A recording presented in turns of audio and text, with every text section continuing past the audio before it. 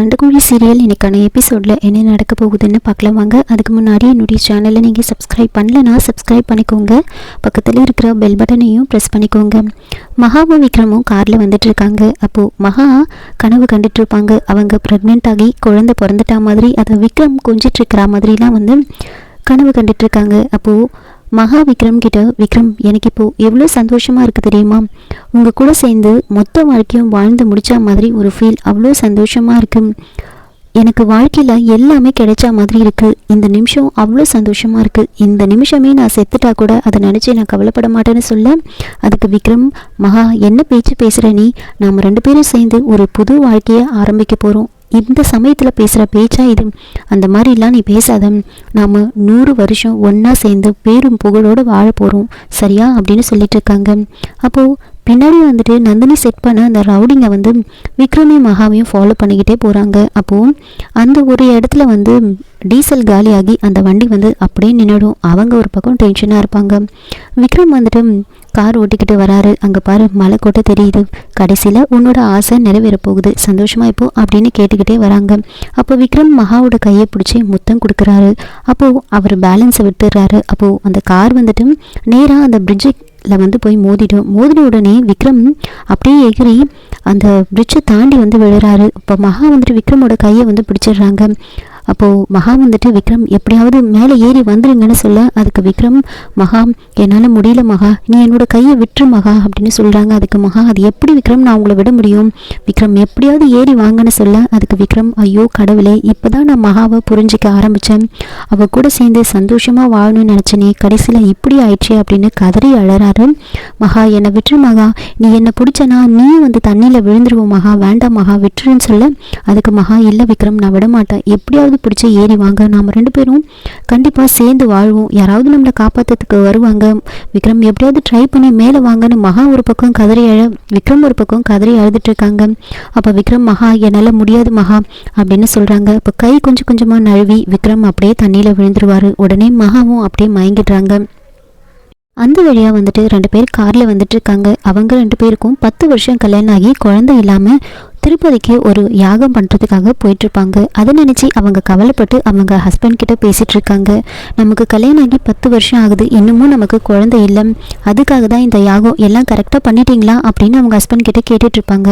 எல்லாம் கரெக்டாக பண்ணியாச்சு, யாகத்தை சிறப்பாக பண்ணி முடிச்சிடலாம் அப்படின்னு சொல்ல, எனக்கு குழந்தை இல்லைன்னு எத்தனை பேர் என் காது படம் என்னை அசிங்கப்படுத்துகிறாங்கன்னு தெரியுமா, அதெல்லாம் கேட்கும்போது எனக்கு அவ்வளோ கஷ்டமாக இருக்குது, அதனால தான் நான் உங்களை இப்படியெல்லாம் கேட்டுட்ருக்கேன் அப்படின்னு பேசிட்டு இருக்கும்போது அவங்க ஹஸ்பண்ட் சொல்கிறாரு, நீ கவலைப்பட, நமக்கு மகாலட்சுமி மாதிரி ஒரு பொண்ணு கண்டிப்பாக பிறப்பா அப்படின்னு சொல்லிக்கிட்டே வராங்க.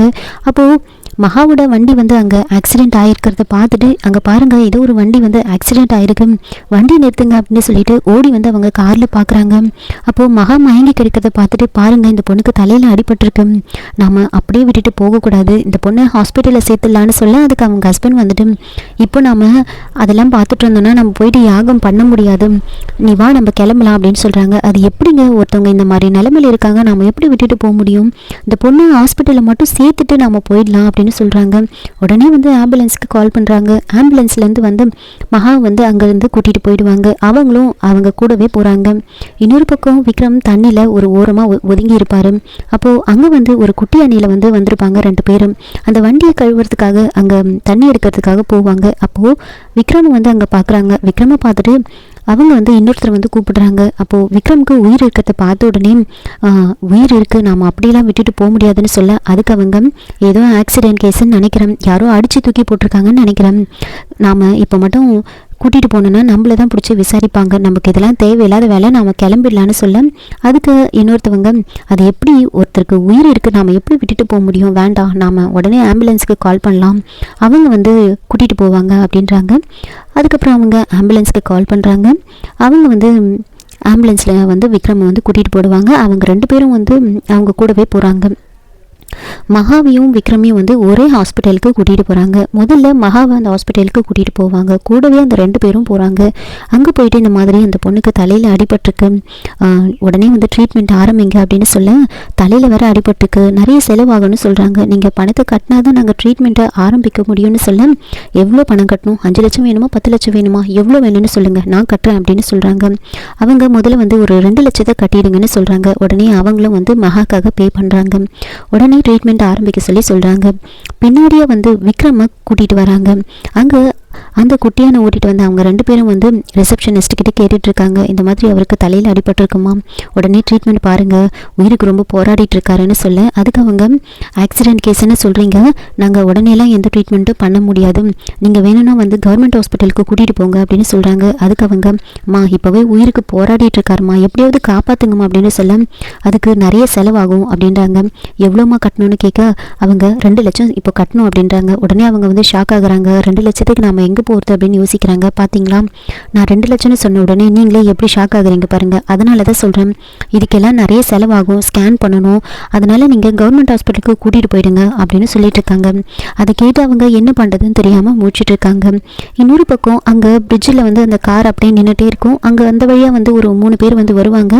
இந்த காரை பார்த்துட்டு, இங்கே பாரு, இந்த கார் வந்து ஆக்சிடென்ட் ஆயிருக்கு, ஆனால் போலீஸ் இன்னும் வரலைங்க, பாடியை மட்டும் தூக்கிட்டு போயிருக்காங்கன்னு நினைக்கிறேன், காரை சுற்றி எந்த மார்க்கும் கிடையாது பாரு, பேசாமல் இந்த காரை நம்ம இங்கேருந்து தள்ளிட்டு போயிடலாம், இங்கேருந்து எடுத்துகிட்டு போயிட்டோன்னா கேரேஜில் போட்டு 1 மாதம் அப்படியே இருக்கட்டும்னு, அதுக்கப்புறமா பார்ட்ஸாக பிரித்து நாம் இதை விற்றுட்டா யாருக்கும் எந்த சந்தேகமும் வராதுன்னு சொல்ல, அதுக்கு இன்னொருத்தர் வந்துட்டு, எனக்கு என்னமோ இது தேவையில்லாத பிரச்சனை ஆகிடும்னு நினைக்கிறேன் அப்படின்னு சொல்கிறாங்க. அதெல்லாம் ஒரு பிரச்சனையும் ஆகாது, சைலண்ட்டாக இங்கேருந்து எடுத்துகிட்டு போய் கேரேஜில் போட்டுட்டு 1 மாதம் கழித்து நம்ம விற்றுக்கலாம், சொல்லையா நமக்கு 15 லட்சம் வரும் அப்படின்னு சொல்லிட்டு அந்த காரை அங்கேருந்து எடுத்துகிட்டு போகிறதுக்கு பிளான் பண்ணிட்டு இருக்காங்க. இதோட இந்த எபிசோட் வந்து முடிச்சிருக்காங்க. என்னோட ரிவ்யூ பிடிச்சிருந்தா லைக் பண்ணுங்கள், மறக்காமல் சப்ஸ்கிரைப் பண்ணுங்கள். தேங்க்யூ.